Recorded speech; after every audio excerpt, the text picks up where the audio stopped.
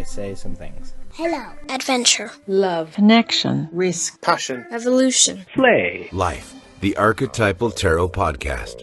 Provocative mythology for the 21st century.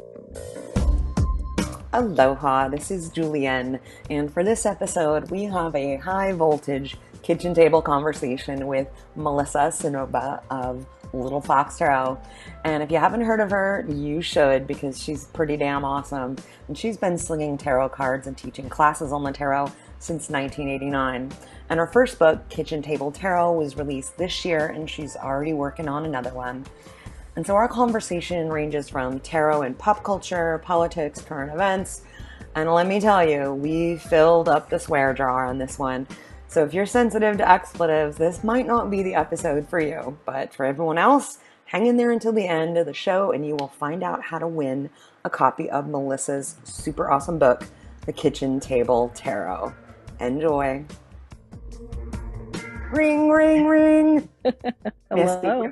Melissa. Oh my God. Hey, Julian, what's up? Oh, a lot is up. We've got some shit we can talk about, lady. Good. Let's do it. Let's do it. I've been waiting. Me too. And we'll see how much dogs start barking in the background since we're animals. It'll be portentous though, because you have two tarot people online, so it'll clearly mean something. And dogs are a symbol of loyalty, which is good. But I'm gonna start by kind of slobbering all over your book a little bit. It's so much fun, and you write like you talk, as far as I can tell, and I appreciate the straightforward, in a nugget, this is the thing about the book, and a little bit more about you and your history, starting reading at 14, that I know a lot of our listeners are going to be into just picking up this book to learn, but also to be like, no, that's good. Yeah, she said it. Something in particular, because I'm a huge fan of the major arcana, the way you did the 3-word simplification of each major arcana, like the moon, I am wary, like the star, I am hoping. Yeah. So nice. I just remember trying to learn them, right, with my really old Eating Gray book in one hand and a dictionary in the other, trying to figure out what the fuck she was talking about. And I wanted just someone to tell me, who is this card? Who is it? So I gave them each kind of an action statement. You know, with the moon is about being psychic and picking up on your intuition, clearly, but it's also like you have to be wary because that light is very watery and it's a reflected light and it shows you what it wants to show you. And so I am wary, to me, gives like the first handshake to the card. And I like that. And tell me again, and I didn't get a chance to look up exactly the images that you use in the book. Yes, that's the Llewellyn Classic Tarot. Okay. And it's kind of their riff on the Rider-Waite-Smith. So. Got it. I should have known that, but let me just, I'm the archetype person, but they kept with a lobster in the moon card. I get disappointed when I see a moon card that doesn't have the lobster. You gotta have that freaky deaky lobster, man. Exactly. It's important. Exactly. Because it's not supposed to be out of the water. It's not supposed to be that close to the dog and the wolf. It's the whole, and you see a towers in the background. That whole card is a whole, what the fuck kind of moment. Mm-hmm. And so when I've had it come up in readings where people were like, am I going to lose my job? And I'm like, absolutely. You are absolutely going to lose your job, because they kind of have a feeling that something is coming, and putting words to that feeling. Well, you think you're crazy, right? You think you're paranoid. But this is the card that tells you, no, you're right. Or it can tell you, yeah, you do have some mental health issues and you need to go get those taken care of. You know, your brain is picking on you, go fix it. But it's all up in your head and it's all in your emotions. It's a very squishy card, I found. It is. And Sindara and I just put out our first Patron-only podcast, which I think I'm going to release part of it later on, maybe after this episode with you. But we talked about the eclipse and how it just doesn't feel like it was a one event, but it's kind of like carrying over. There's continued effects. And we talked about the moon card because there's so much of that. The fuck? Like, it just things just keep getting nuttier, and the towers, the crazy fucking lobster, I like to call him. This is just more of that, like, there isn't a lot of bright light right now. It doesn't feel like it. Yeah, I think that because I have this client who I adore, Seth, and he's political and kind of not in politics, but adjacent to. And he was like, what's going on with Trump? And I'm like, he's going to have a really bad August. And that's when a bunch of stuff came out about him and Russia and blah, blah, blah. And then later he's like, what else is going to happen? And all I can see is just like gray. Like things are going to get pretty bad before he's gone. But the good thing about, being alive and having a voice is that we can use it and have little patches of color that we create, in the path of all this gray. Because I think that here we are talking politics. Sorry about that. But I think that he came along for a reason. I think that he came along to kind of expose those sneaky racists that weren't talking out loud, and the sneaky homophobes who weren't really saying much. And now they're all emboldened, and we know who they are, and we can see their faces. Yeah. Anybody who likes to treat people like things is now emboldened, and now we have a clear picture of who they are. Now we know what to do. Now we know who to stand up to. And I think that it's very painful and very scary for particularly people who are marginalized by the administration. But I think it's really an important time to say, I got you. I will stand up for you if you're queer, if you're a person of color, if you're a woman, if you're, illegal, if you're a dreamer, if whatever, I got you. I'll stand for you. So I think that that's the purpose for all of this mess. It's big. It's going to last a little while, so we have to be tough. It's huge. No doubt about it. And I agree. I think it's like there have been festering wounds we didn't realize were there. It's in some of the teachings that I've had from my teachers, like, extending compassion. There are certain times that we're like, well, I just can't at this. And I have to go back and realize, okay, on paper, can I go back to the unemotional sort of like, that person hates a bunch of other people. They've got hate in their heart. Right. No compassion for somebody who has so much hate in their heart. Yeah. That must be miserable. But that doesn't forgive or excuse or make way for their acting. But I think you can have compassion without, sharing the hatred. I live in kind of a small town, and there's a Confederate flag flying on Main Street. And ever since my kids were little, I have said that person does not care about other people's feelings. Regardless if they're your Southern pride. We're not in the South. We're in fucking Missouri. Get over it. Or whatever, to fly that flag, particularly with all of the things that are attached to it now, after this year, that shows a disregard for someone else's feelings. And my kids are like, aw, they're not hate. They don't hate it, and they're not angry. They're just kind of sad that happens. And I think that that's a kind and compassionate direction to go. Particularly for kids. Yeah. I can't imagine trying to have to explain to kids what's that one. Yeah. Bless you. I know. Well, you should have heard what I was saying in my head. I can't hear that. You're like, filter, have to have the mom. Exactly. Filter. Exactly. Well, there is, the tarot as a journey and as stories, right? I think there's definitely something, there's still a tool, and the fairy tales, and I'm a big fan of movies and superhero movies, and the first couple years of this podcast was using the major arcana as a kind of an analog to the hero's journey that Joseph Campbell talked about, but to me included a lot more feminine, a lot more sort of real things in life. It wasn't just about a single hero.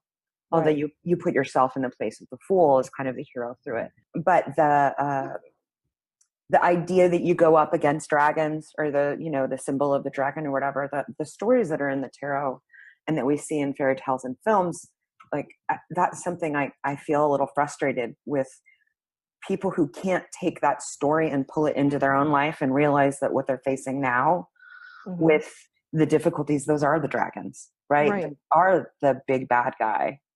Right, exactly. Or I saw something, I think it was Neil Gaiman, maybe. He's one of my favorite authors, but I think he said something like, the reason we read fairy tales is not to see that there are dragons, but that dragons can be defeated. Yeah. That's that's the key. And I think that that's the key of the fool's journey, because he gets, he wanders along, he has ups, he has down, he gets run over in the tower, he clears his eyes in the star, he goes through death itself. And at the end, he's like, all right, let's do it. Let's do it again. And it's that kind of, if I got through this, then I can get through that mentality that I think is really empowering, particularly for folks who are marginalized. And like we were discussing earlier, like the weird kids, right?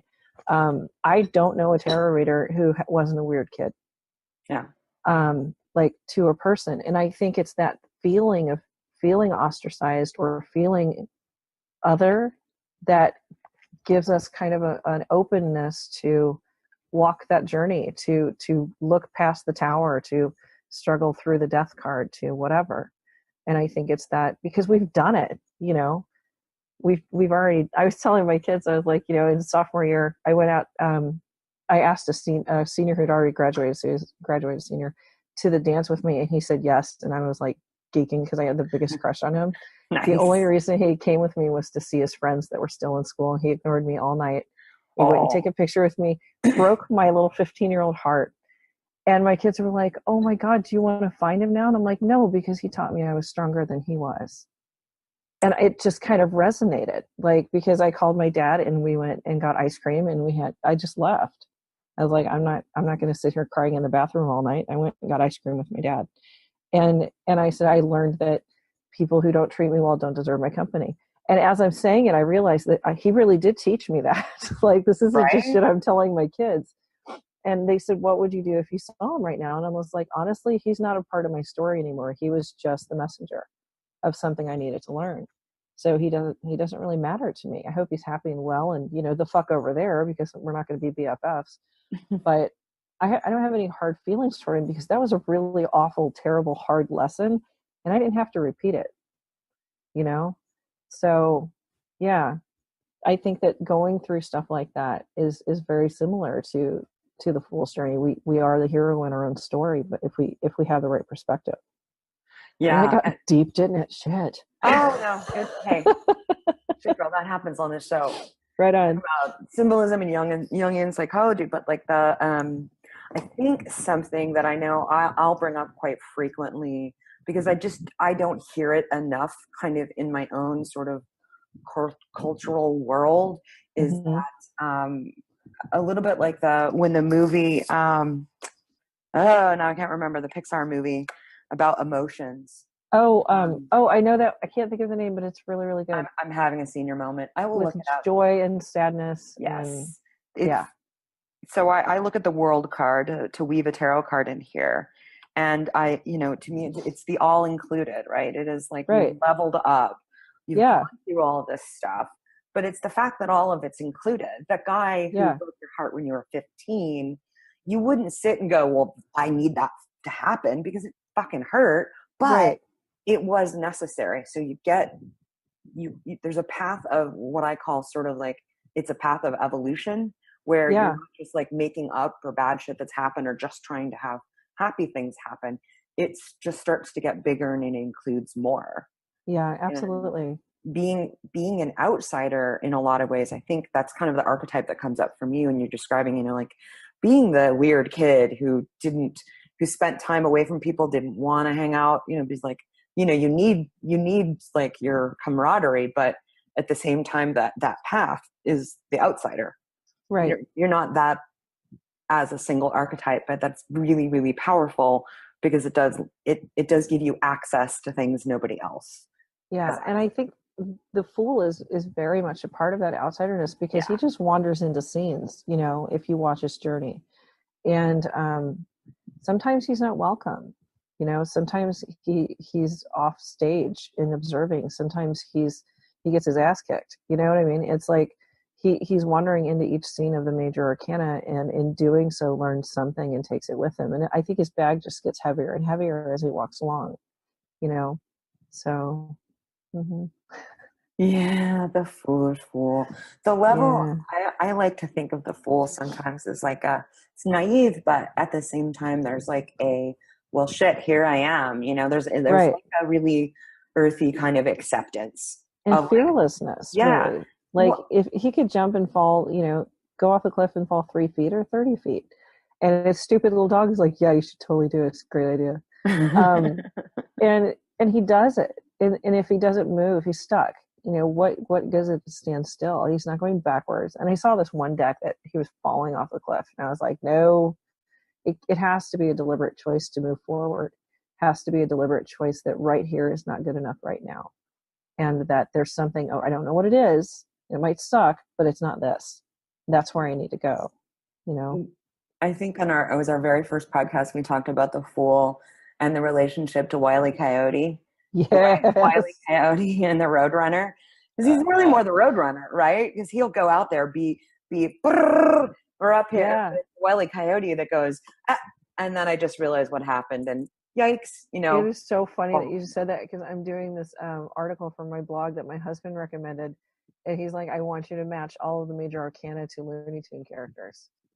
Oh, bring it, girl. So I'm right in the middle of it. So it's a new feature on my website called Pop Goes the Tarot, because I love pop culture and I love tying it to cards. So I've already done it for Game of Thrones, and I'm going to do it for Looney Tunes. And like, I'm a gigantic nerd, so Harry Potter is going to happen, and Battlestar Galactica. So like, bring the nerdage. I'm excited. Yeah, the nerd is coming. But it's so funny that you said that, because I was like, who would the magician be in Looney Tunes? Because I think the magician for sure would be Bugs Bunny. But I hadn't thought of the Fool yet. And when you said Wile E. Coyote or the Roadrunner, I was like, ding, ding, ding, we have a winner. I can finish this blog now. Hey, happy to help. Hey, thanks. I'll give you a credit at the bottom. Go ahead. Link to our page site. Absolutely. Oh, yeah. Absolutely. It's something that we tried to do with all the major arcana, was movies, characters, cartoons, situations. And it just makes it so much more accessible, you know? Because I had somebody sent me a letter about the book, which is really sweet. I get emails sometimes. And she was like, the minute you compared the Emperor to Cartman from South Park, I was like, fuck yeah. So... my authority. Respect my authority. Exactly. That's the Emperor. Once you know that that's who it is, you can read Benabel's gigantic ass book, you know, Holistic Tarot, because that's got all the history and the background that you need. Or any number of 1,000 other books, but you have to have that first connection to the card. You have to know this is Cartman dressed as a cop, and he's kind of an asshole.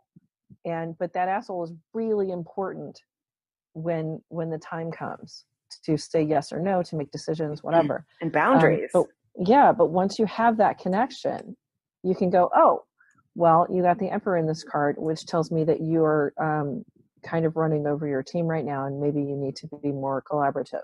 So it's as soon as you can put a face that makes sense to you to the card, then you can read every other tarot book ever and layer your wisdom regarding that card. So that's kind of what the point of the book was just to make it easy to learn the card, so that then you could visit Miss Eden Gray's book that confounded me for a decade, or whichever other books you need. So it's super handy for not only, I mean, I was looking for, give me more. I'm so glad you mentioned the blog, because I'm like, I need more of the pop culture references, because I'm kind of a big that way. Oh, I know. Because I was like, we could fall into that one. I mean, we've got like Star Wars in here. I mean, they're archetypes, so they're everywhere. But the conciseness and the kind of easy to read language, you can go get more elsewhere, like you said, but like this kind of gives you the thing that you need right now. And it's regular language. You don't have to, you know, you can use your own intuition to realize what piece. I think that's my approach to the tarot or any kind of cards is you're going to ping. You're going to read something and something will ping, and it will be either good or maybe, you know. Well, like the Hierophant card, I did not get that goddamn card for like 15 years. It made no sense to me. And then I read a book by my hero, Rachel Pollack, and she was like, oh, he's the trickster god. He takes messages from the gods and hands them to people in ways that they can understand. And I fucking heard angels singing. You know, I've been struggling with this damn card for so long, and every time it came up, I was like, ugh, you again with your big stupid hat. What do you want? You know? And it was just make the information accessible. Find the key to what you're looking for. It's all about the keys. And so when I was teaching my son, who he was 9, and I was like, what is the Hierophant card? And he goes, oh, he has a big dumb hat, but he earned it. He studied a lot, and you have to get the keys that are at his feet, and then you can unlock and know what he knows. And I was like, where the hell were you 15 years ago? Thanks a lot, kid. Well, I always thought of him as he was a magician as well. Yeah. But a magician with, some like really heavy old school library shit happening. Oh yeah, he's Samuel Tarly for sure from Game of Thrones. Oh yeah, I love Samuel. Who doesn't love Samuel? He's amazing. Well, he needs to be listened to his wife a little better, if you know what I'm saying. But yeah. I mean, there's moments where pretty much every woman and or feminist was like, did you just tell her to zip it, Sam? Get back there and apologize. Pretty much your sweet guy, but there's a moment. No. Well, I nerded out on the last with Weston of Rootlock Tarot, who was our last guest. We kind of nerded out on Game of Thrones, but he'd only read the books, and I was like, okay, all right, okay. There's overlay nerd out. Spoiler alert, but they're so good.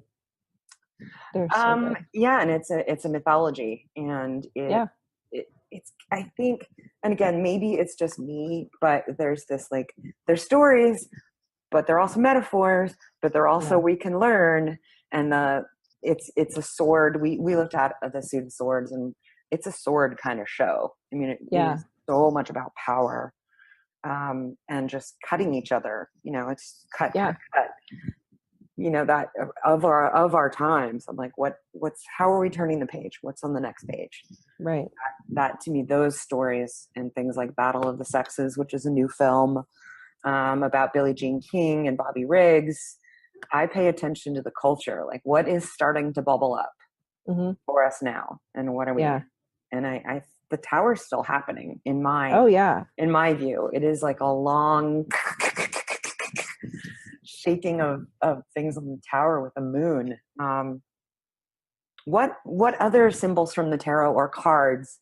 Because those two, the moon especially, I think strength is being called upon.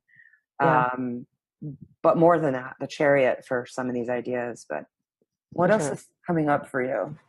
I really feel like the Six of Swords is important right now because it's about finding safe harbor. And I feel very strongly that this is a time for allies to become safe harbor and to use their voices and their privilege and position to protect people who are disenfranchised. And the Six of Swords, to me, we often forget those are swords. He's not just leaving empty-handed and protecting his family. He could reach up and grab one of those and knock the shit out of somebody if he needs to. But I think that these attacks that keep coming and coming and coming on the disenfranchised are like a clarion call for allies to stand up and do something. Don't just thoughts and prayers it. You know what I mean? Don't just sit at home and go, oh, well, that's a shame. Because it doesn't fucking help anybody. Get off your ass and actually do something. Donate money if you can't be there. Donate your time if you can. But I think it's we're all in this boat together.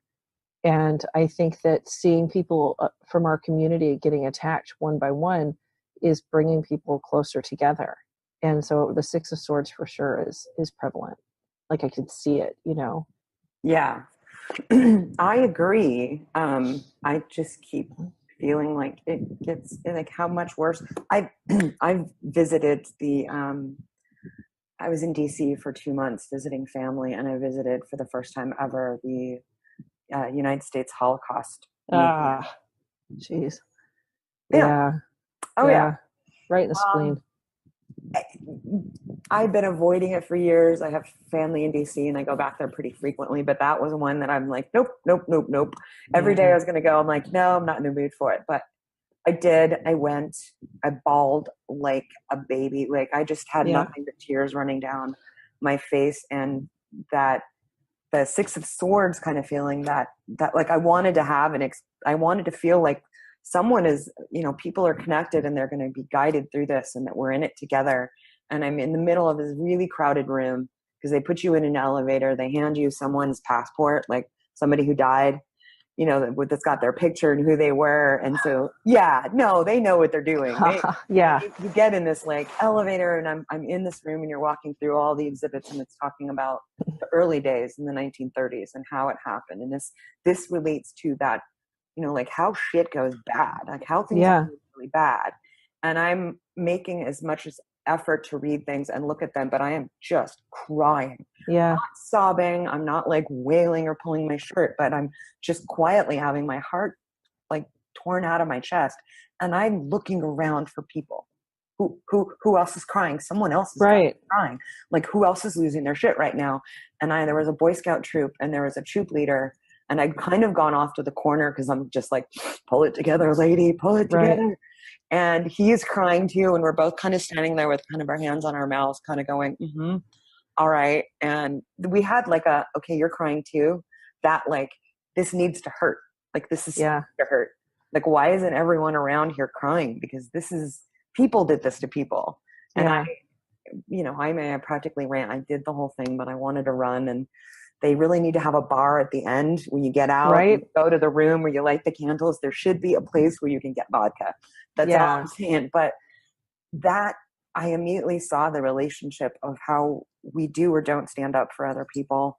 We do or don't take a stand, and how people think, well, it could never happen again. And I'm like, I like that you say that. I want to agree with you. Very idealistic. But people in the 30s and 40s said that too.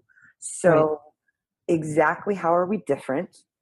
Discuss, and how do we not let that shit happen again? Right. And we already are, because it's not in the extreme level, but there's pavement there. There's pavement for things like that to happen. There are idiots with tiki torches marching in the streets, for Christ's sakes. I mean, it's like, and I'll tell you, just in case you ever do that to yourself again, I did go to the Museum of Tolerance in Los Angeles, which I was hysterically crying. I was not as cool as you. I had to leave.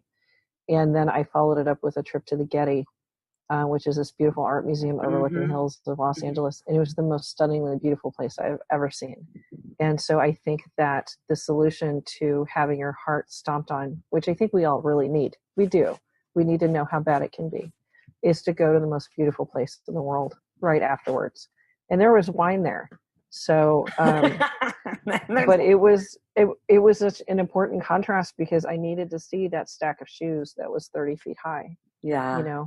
I needed to see that.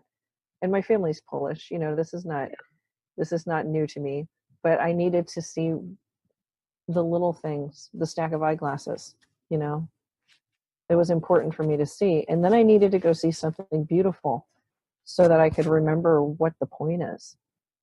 Yeah. You have to have that balance. You have to have something that makes you know that it's going to be okay. And, I live in St. Louis. It's been a rough couple of months for us, years. Yeah. It's been a rough couple of years for us. And I'll tell you, the thing that really helps me deal with what's going on in my city right now are the amount of people who are handing out water, who are the shop owners that are having people in and giving them water for free. And, the synagogue that opened its doors to take in people who are getting kettled, and caught up in what got pretty scary for a while. And they just opened their doors and said, you're safe here. That's the key. That's what you have to focus on, is that there are always helpers, right? And, the Six of Swords has been through it already. You can tell, but they're on their way to someplace better. And I think that all of us are collectively on our way to someplace better. It's just going to suck for a while until we get there, right?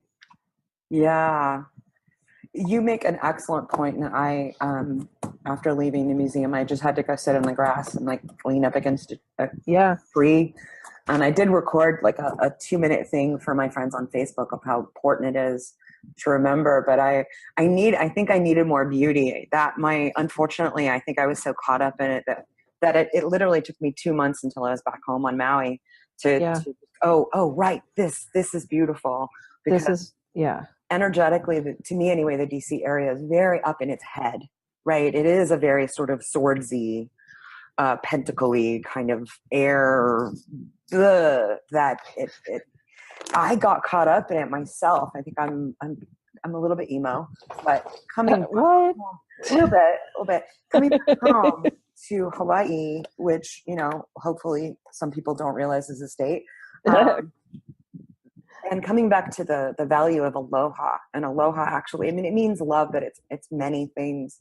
And after Las Vegas, after that happened, they were already weaving a lei out of tea leaves that was going to be a mile long for the cancer survivors, this thing that's happening this weekend. But immediately they were like, okay, we're doing another lei. It'll be another mile long one, and we're going to take it to Las Vegas. Oh, I could say what it was, but they're literally from 9 a.m. to 9 p.m. for the next week. Everybody can show up and help make it. And it's the symbol. But everyone is there together. They're processing together, or they're just listening to music and talking. Here it's called Talk Story. Because you tell your story, I tell, I listen to you. You make friends, and that symbolism of taking the plant and weaving it into this beautiful green lei that people will then take to them. That to me was like, here's how we can be good to each other right now. Right. Even if maybe we didn't have friends there, but like Las Vegas is called the ninth island because so many people from Hawaii go to Las Vegas. There's daily. And so even they took one to Paris, they took one to Orlando. But that idea of we have to be together in a community. Don't go off into your corner. We can feel bad together. We can feel happy together. Right. Because we need you, right? Yeah. In whatever small way that you make the world better, we need that. We can't have people disappearing because we need them. And I always think about, and this is going to sound like I'm going up my own ass, but you'll have to give. So I did a reading for this woman like 5 years ago. And she had health problems and wasn't addressing them. And then she came back 4 years ago and sat down with the same question. And I was like, fuck you, you don't get a reading. You didn't listen to me. Right. And I actually told her, if you don't get this stuff fixed, you're going to die. You're going to die young, and your daughter's going to grow up without you. So I don't want your money. I want you to listen to me and go see your doctor. And then I didn't see her for 2 years. And I was like, well, so she came back to see me again. I think it was last year or the year before. She'd lost like 80 pounds, quit smoking. Her doctor told her, if you hadn't come to see me when you did, you would have had a heart attack that month. You would have died, right? And I think about that because when I gave the first reading, I was like, oh, bless her heart. And the second reading, I was like, man, get the fuck up. I'm not Oprah, and I'm not your mother. And if you don't want to listen to me, you don't need to be here. I don't want to see you. I don't want to watch you die. Go away. And I thought, man, I was such an asshole to her. But she said, you're such a loving asshole. Like, you wanted me to be okay. You wanted my kid to be okay. And I wasn't doing what I needed to do. And you lost your temper with me, which is what we do when we love somebody. And I thought that was like, because it helped me feel better, first of all, because generally I don't tell people to fuck off to get in the chair. But it made me feel like, I'm really good at getting to the point. That's my special skill. I'm really good at saying, hey, here's where you're screwing up and here's what you need to fix. And I did it so vehemently that she saved her own life, And so I think that's just a little gift. That's not, not a lot of people get tarot readings. Not a lot of people like to be yelled at and give money for it. But for that woman on that day, it mattered a great deal. And so I always think about that when people are like, I can't do anything. I'm like, you have a skill. You have a gift. There's something in you that makes the world better. And mine happens to be yelling at people and making them take care of themselves. And so whatever your little thing is, whatever your little gift is, that's what you were given to make the world a better place. So don't hide it. You have to celebrate it and bring it out into the sunlight because we all need it, Yeah. Because I think I might have, this has been my sense for a long time, and I'm not the only one. I don't coin this one, but everybody who's here right now is important. Like they've got a thing to put down. And as much as it's difficult and confusing, I think everyone, not that they wouldn't be elsewise, but I just, this very, really, really strong feeling that like, yeah, we're all here. We all have a piece of this. Yeah. And it might not be this gigantic piece, we're not all George Clooney or whatever, but it's important, and to continue to uncover that and let, the relationships that we have with other people they always have a clue for us. And even if it's just a relationship, going to get a tarot reading with you and getting that reaction, like I don't get the sense that you do that for everybody, but no, not everybody. No, no, not everybody. Dominatrix. That's safe for people who piss me off. Well, she did understand that it was a strong enough feeling that it was that the Buddhists call it the grandmotherly kindness, where it was a smack upside the head. Oh, absolutely. And it's, we have different tools for different things, and that was necessary. And the stuff that's happening in our lives right now, I do see even some of the day-to-day stuff. It's like, oh, how is this pointing me in a direction? How is this a call to action? Or, am I just like kind of being anxious about this? It's all, I always kind of go back to like, it's all included, the difficult stuff, the sad stuff, and accepting things. Like I see the Fool as like, he doesn't have trouble accepting. He's not at all denial at all.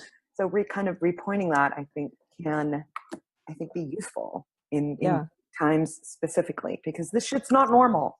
I keep saying that every day. Not normal, still not normal. Yeah, but I think we're going to course correct though. I think I feel that we're going to course correct, and I think it's going to be like my kids' generation and the generation before them that are really going to go, yeah, you guys are idiots. We're going to fix this shit for you.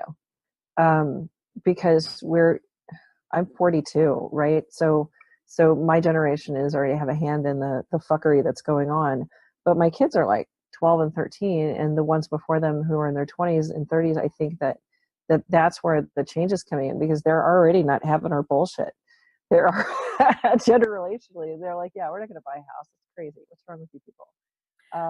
And I think that kind of turning the norm on its head is what's coming. And I'm going to get some popcorn and watch. I think it's going to be great.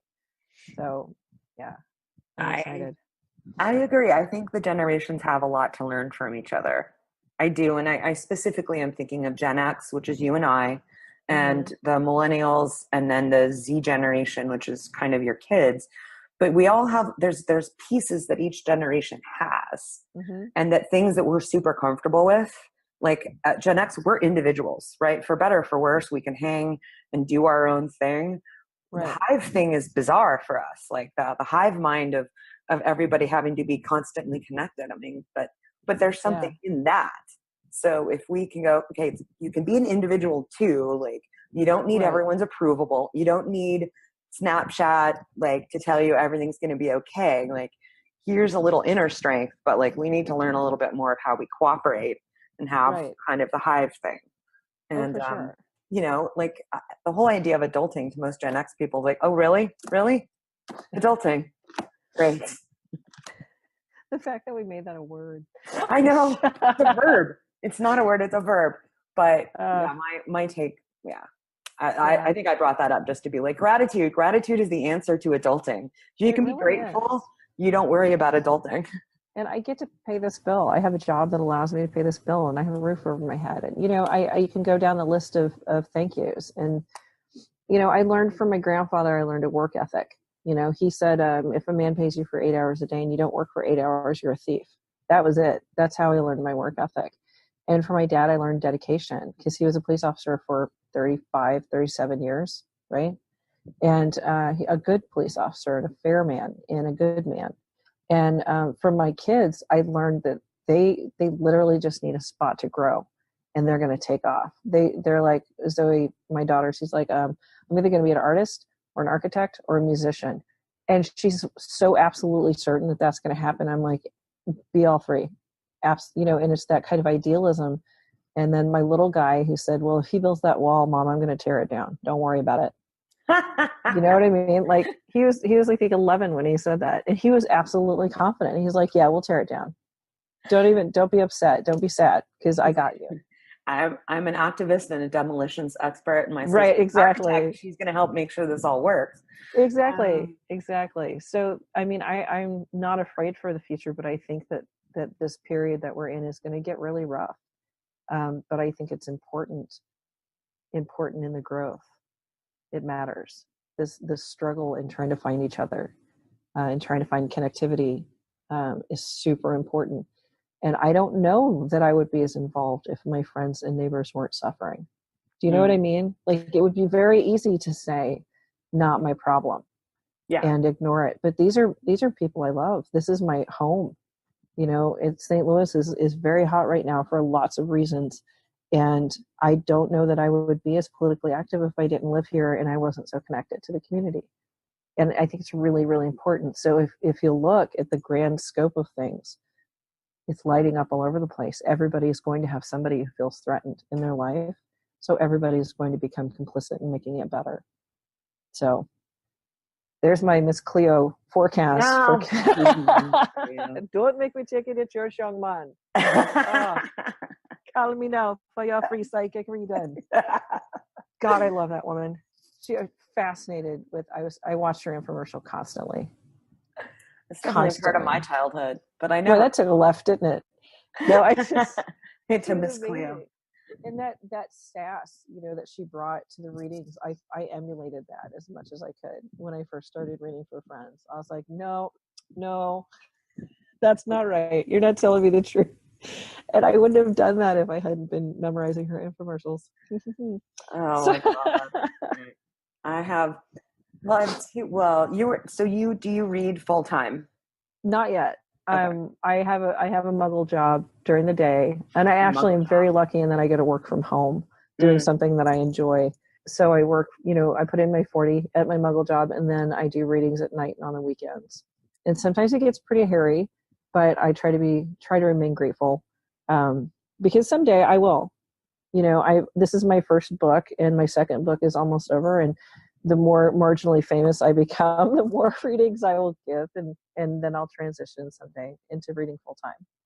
Nice. So, yeah. And that's. I mean, I know people who read and they just do it only part of the time because they don't really want to do it full time. It's just it's not something they're like, you know, I did it for like a month and I didn't enjoy it because I'd rather have energy moved somewhere else and then that space for reading. I'll tell you, the month after the book came out, I doubled my reading sales in that month, which everybody's like, yay, haha. And I also had 4 panic attacks and I couldn't sleep and I was exhausted. Yeah. So there has to be a great deal of balance to that, you know. And my friend Sarah Benincasa wrote this great book called Real Artists Have Day Jobs, because she has a day job and she has like 5 books out, you know. And she's really wise. And one of the things that she said is like, if you're not ready to be, you know, an artist full time, then fucking don't. Make sure your bills get paid and you have insurance. That's important. You know, the starving artist thing is just an idea. It's not necessary. You don't have to be suffering to create. And I think that's true. So I have a day job that we have insurance. I get paid well, and I can pay my bills because AT&T doesn't take good vibes in payment. I've found terrible. And that's, you know, I do have friends like Teresa Reed. She reads full time. She has a yoga studio as well, but I think most of her business is her tarot readings. And I have a friend, Donna, in Chicago, who reads full time, and they're making it work. But I've got 2 young kids at home, and I actually like to spend time with them at night, you know. What? And so I know they're really neat, but if I were doing readings all night after having worked all day, I wouldn't get to see my kids. So I am perfectly content with being a part-time psychic, you know. Works out well for me. Yeah. And as they get bigger, I can see expanding it to full time, but you know, they're not, and they're super fun right now. So you have to balance that life and home and work thing all the time, because it shifts all the time. It does. You know? And I don't, you know, I think it's an idea I want to see go away, that like you're not really legitimate in anything unless you've, you know, you're doing it full time or you're meeting a certain set of criteria. To me, that's very patriarchal in a way, and because bullshit. It's like, yeah, exactly. And it's not everyone's going to be happy doing all of this. The picture doesn't look like this. It can be messy. It can be whatever it wants. Yeah. Yeah. As long as you're happy. I think that's the key. Like I had, talk about patriarchal. I had a guy like read my book and email me, and he said he would be happy to sit down and tell me how to read cards the best way. And I was like, bitch, you just fucking read my book and then mansplained to me how to read tarot. And my book is about reading tarot. Fuck you. But I was just like, the fact that I got it and that he thought it was okay. It was alarming. But he said in the email, I don't think you do this full time, and here's why. And I'm like, bitch, you don't know me. You don't roll up on my website and try to fucking tell me that I know why you're making this choice and you're not doing it right. And that's why, no, you don't know me. Go sit down, you know? But I think that arrogance that comes with trying to, this is what a tarot reader looks like. I had someone, like, I cut my hair off because I donate it every 2 years. I grow it out and then I donate it. And I had somebody say that I looked more authentic with long hair, and I wrote them back and told them to go fuck themselves.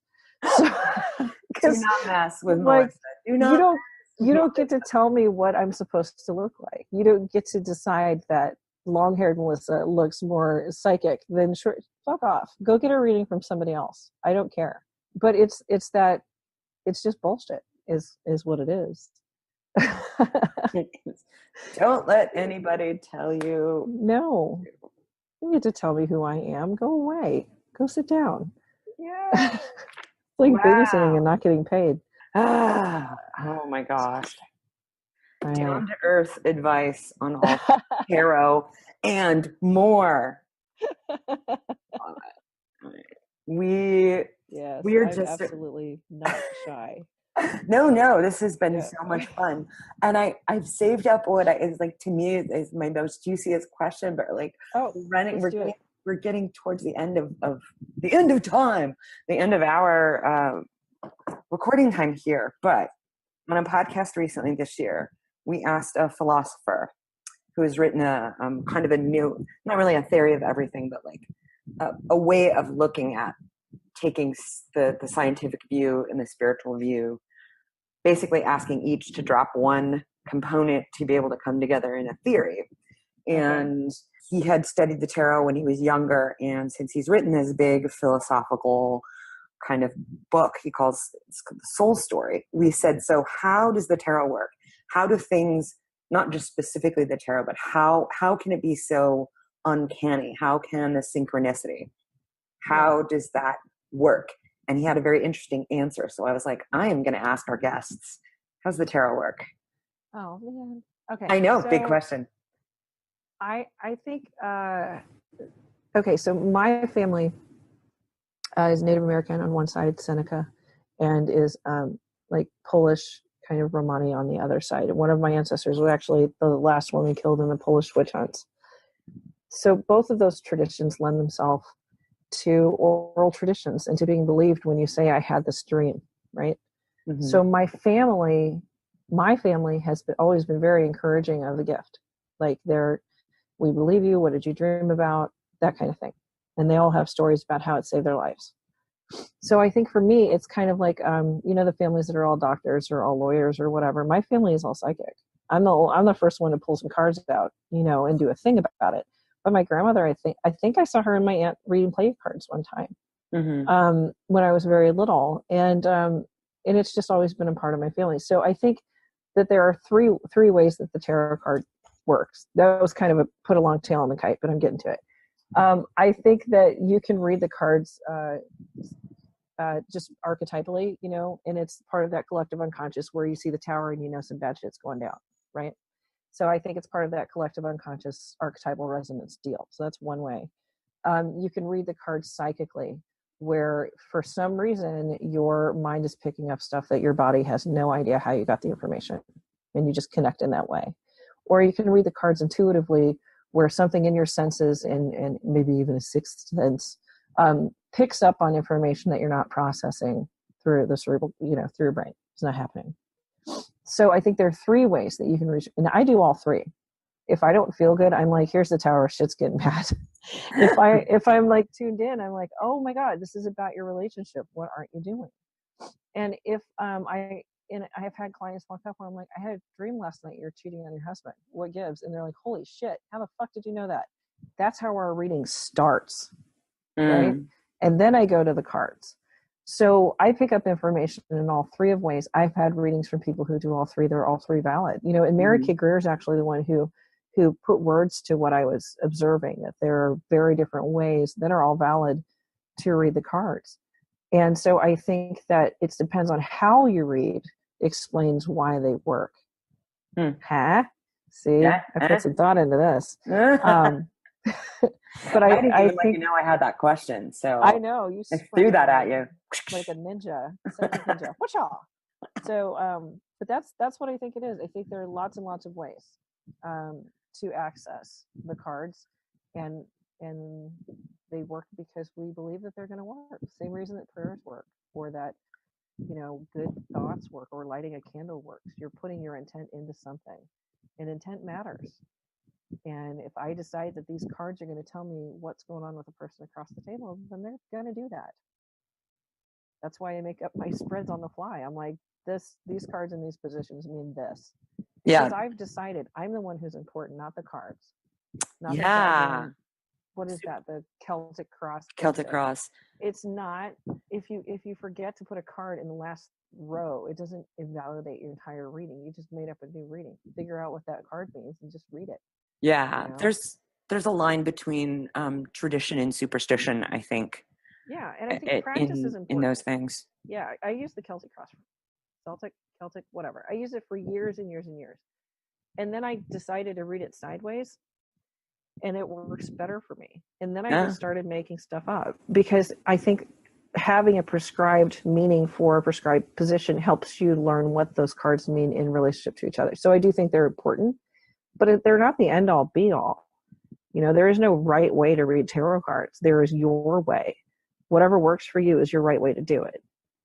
And if it doesn't work for you, don't fucking do it because it's stupid, right? So I've never, ever slept with a tarot card under my pillow. Never. Yeah. Because I think it's gross and I will fuck up my cards that way and I'm not doing it. Okay, so last bit of it. You don't sleep with a deck under your pillow. No, you really don't. You're going to drool on it and it'll get all warped. Bent. We won't talk about the dog that's sitting in front of you right now. Lucy. Speaking of drool. She's really, really important to this interview. Our little rescue dog. Well, I have to say that was I liked that. I liked the answer, not simply because I agree with it, but it's my working theory is that, and I'm not the only one, that information isn't inert, and it's not just it's information's information. So it's not an energy. We don't have another word for it. It's out there, and we're all have the ability to be a conduit. Yeah, absolutely. Clean or a dirty conduit, you're going to get the results that stepping back strictly from being rational, I think, is very important for us right now, because what's happening is that's not all that rational. It's not normal. Not normal. It's like we'll call us the not normal at the kitchen table podcast on tarot, but so much more. How do I wrap this up? I'm really bad. I don't know. Oh, you're giving away my book. You should say something about that, and then we'll high five and we'll be done. I am lucky enough to actually have not one but two copies of your book in my hot. What? And thank you and your publisher for sending this to me. And so throughout the 1 month period when this podcast comes out, go to Facebook, go to Instagram, go to Twitter, look for the entry. You too can have this hot baby in your hot little hands. It's so much fun and so easy to read, like smart and easy to read. Those are two things I look for, especially if I have to learn something, Well, awesome. Thank you. I'm glad you like it. And hell, it would have been so embarrassing if you didn't. Jesus Christ. Oh no, we have yet to do that. I have a good sense about who. So you wrote a book. That's nice. So you wrote a book. I'm not Terry Gross. I don't do this well. I either like you and want to talk to you, or it's hella awkward, and I make Sandera do it. Nice. No. All right, lady. Well, this has been super fun for me. And thank you so much for having me. It was really fun for me too. Absolutely. And I know our audience will be psyched to check out, especially the Game of Thrones, the Looney Tunes. You've got a podcast. So we're just making friends everywhere we go. It's going to be great. I like that. Okay. Thanks so much. And aloha. Aloha.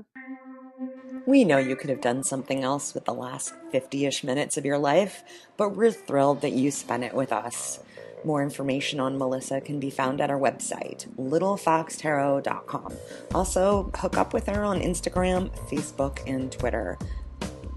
We have 2 copies of Melissa's book, Kitchen Table Tarot, to give away. And so the first is going to go to the next person who signs up as a patron at the $2 a month or more level. So for less than the price of a cup of coffee a month, you get all kinds of rewards and your very own copy of Kitchen Table Tarot. Just visit tiny.cc/tarot. And everybody else, just check us out on Facebook, Twitter, and Instagram, and look for the giveaway post. We can be found just by searching Archetypal Tarot Podcast. And I want to say, as ever, a big, big thanks to our amazing patrons, Richard, Sarah, Talia, Hillary, Peter, Rash, Christine, and Kat. This podcast is produced by Both And Media, and our theme music is by The Lunar Group. Until next time, aloha.